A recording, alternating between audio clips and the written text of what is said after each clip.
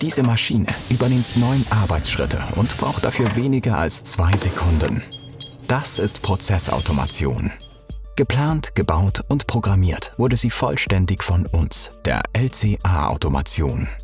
Vermutlich möchten Sie nicht 8 Stunden pro Tag winzige Zahnräder fetten. Ihm hier macht das nichts aus.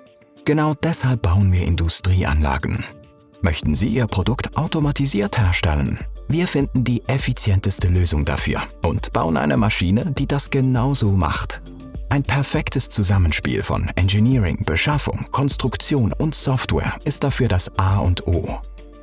Ganz egal ob Rundtaktanlage, Prüfstand, Teilautomation oder verkettete Anlagen. Als Generalunternehmer unterstützen wir Sie im kompletten Prozess bis zur weltweiten Inbetriebnahme. Den meisten ist gar nicht bewusst, wo unsere LCA-Maschinen überall anzutreffen sind. Vielleicht haben Sie auf YouTube schon mal den Beton 3D-Drucker gesehen. Der ist beispielsweise auch von uns.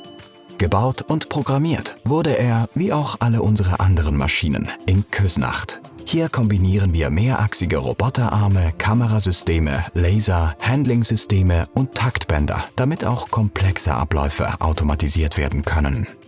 Besonders stolz sind wir auf unsere qualitäts- und sicherheitsrelevanten Prozesse und auf LCA Vision, ein System, das mit Kameras selbstständig Position und Qualitätsmerkmale von Teilen erkennen und zuordnen kann.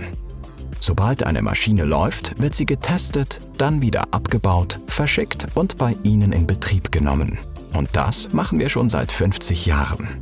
Viele Maschinen aus unserer Anfangszeit sind bis heute im Einsatz, denn alle unsere LCA-Maschinen sind auf jahrelangen Dauerbetrieb ausgelegt. Allfällige Probleme können wir für Sie bequem per Fernzugriff lösen. Und wenn an einer Maschine mal etwas umgebaut oder erweitert werden muss, sind wir mit 2 zusätzlichen Teams spezialisiert auf die lokalen Märkte auf der ganzen Welt zur Stelle. Kontaktieren Sie uns, um Ihre technischen Herausforderungen mit uns zu besprechen.